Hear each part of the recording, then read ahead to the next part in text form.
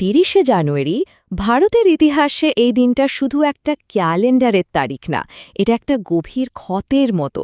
এটা সেই দিন যেদিন মহাত্মা গান্ধীকে হত্যা করা হয়েছিল, কিন্তু এর পেছনের গল্পটা বেশ জটিল, যার শিকড় অনেক গভীরে ছড়ানো আর যার প্রভাব আজও আমরা দেখতে পাই।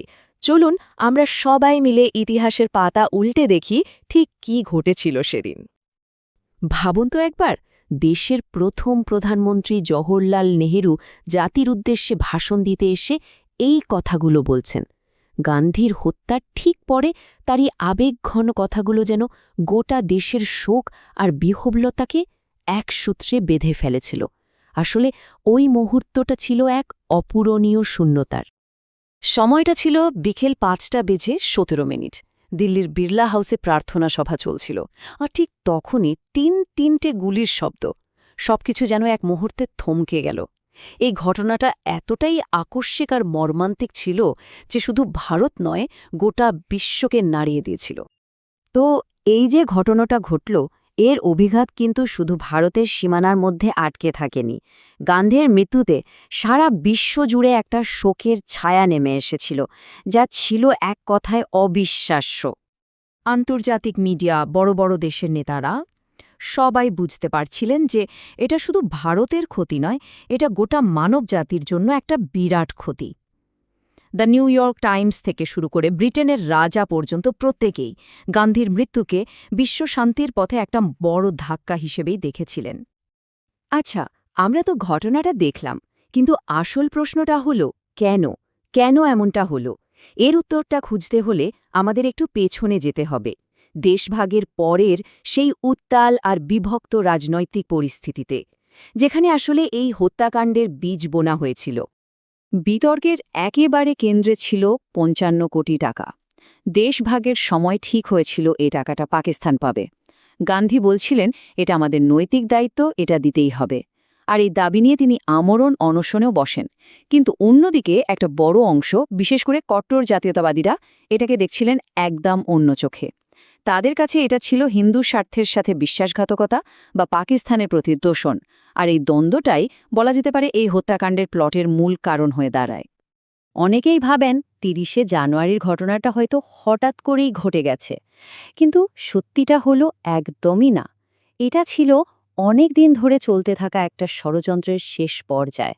এর আগেও গান্ধীকে মারার অনেক চেষ্টা হয়েছিল, যেগুলো আমরা প্রায়ই ভুলে যাই বা এড়িয়ে যাই। এই টাইমলাইনটা দেখলে ব্যাপারটা আরও পরিষ্কার হবে।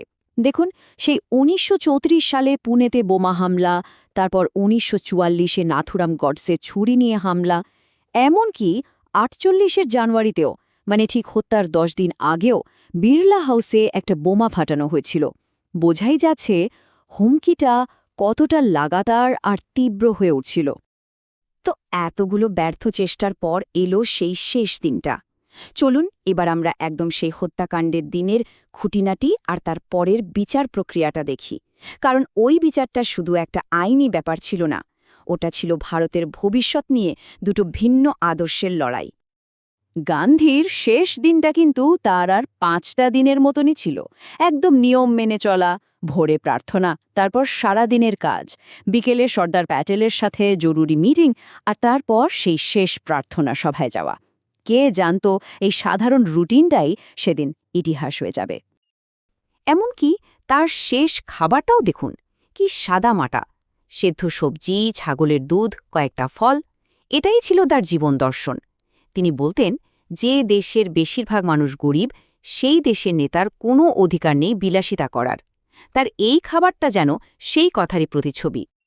আর তারপরে সেই ভয়ঙ্কর মুহূর্তটা, নাথুরাম গডসে ভিড়ের মধ্যে থেকে এগিয়ে আসে, প্রথমে সম্মান জানানোর ভান করে ঝুঁকে পড়ে, আর তারপরেই নিজের বেরেটা পিস্তল থেকে পরপর ৩টে গুলি চালায়, একদম পয়েন্ট ব্ল্যাঙ্ক রেঞ্জ থেকে। বলা হয়, মাটিতে লুটিয়ে পড়ার আগে গান্ধীর মুখ থেকে শেষ যে কথাটা বেরিয়েছিল তা হল, হে রাম।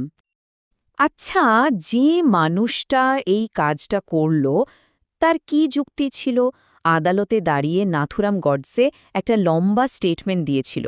সেখানে সে দাবি করে তার ব্যক্তিগত ভবিষ্যৎ নষ্ট হলেও সে নাকি দেশকে পাকিস্তানের হাত থেকে বাঁচানোর জন্যই এই কাজটা করেছে। এটাই ছিল তার কাজের সপক্ষে তার যুক্তি। তো লালকেল্লায় এই মামলার বিচার চলে। শেষে রায় বেরোয় হত্যাকারী নাথুরাম গডসে আর এই ষড়যন্ত্রের মূল স্ট্র্যাটেজিস্ট নারায়ণ আপ্তে দুজনেরই ফাঁসির হুকুম হয়। তবে যাকে এই ষড়যন্ত্রের মূল মস্তিষ্ক বলে অভিযোগ করা হয়েছিল, সেই ভি.ডি. সাভারকর প্রমাণের অভাবে বেকসুর খালাস পেয়ে যান। ঘটনাটা তো ঘটল, বিচারও হলো, কিন্তু তারপর এত বড় একটা ট্র্যাজেডির স্মৃতিকে একটা দেশ কিভাবে বাঁচিয়ে রাখে? চলুন এবার সেটাই দেখি, কিভাবে এই স্মৃতিটা একটা জাতীয় ঐতিহ্যের অংশ হয়ে উঠেছে। এই ৩০শে জানুয়ারি দিনটাকেই ভারতে শহীদ দিবস হিসাবে পালন করা হয়। এর একটা দ্বৈত উদ্দেশ্য আছে।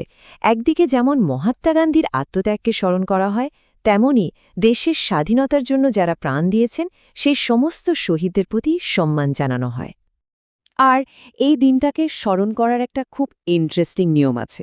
প্রতি বছর ঠিক সকাল 11টায় দেশজুড়ে সাইরেন বেজে ওঠে, আর তার সাথে সাথে পুরো দেশ 2 মিনিটের জন্য একদম থেমে যায়। গাড়ি, রাস্তা, অফিস সবকিছু।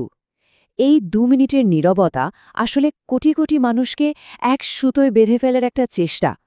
দিল্লির রাজঘাটে যে সরকারি অনুষ্ঠানটা হয় সেটাও খুব দেখার মতো। একদিকে দেশের রাষ্ট্রপতি, প্রধানমন্ত্রী ফুল দিয়ে শ্রদ্ধা জানান, মিলিটারি গার্ড অফ অনার দেয়, আবার অন্যদিকে সেখানে একটা সর্বধর্ম প্রার্থনা সভার আয়োজন করা হয়। মানে সামরিক সম্মান আর গান্ধীর বহুত্ববাদী আদর্শ দুটোর একটা মেলবন্ধন ঘটানো হয়। শেষ পর্যন্ত প্রশ্নটা এটাই দাঁড়ায় যে একটা দেশ তার শহীদের স্মৃতিকে কিভাবে ব্যবহার করে।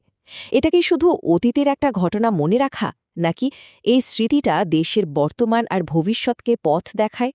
গান্ধীর শাহাদাত, তার অহিংসার সত্য আর সম্প্রীতির আদর্শ, এই স্মৃতিগুলো আজকের ভারতে দাঁড়িয়ে ঠিক কতটা প্রাসঙ্গিক? এই প্রশ্নটা কিন্তু ভাবার মতো।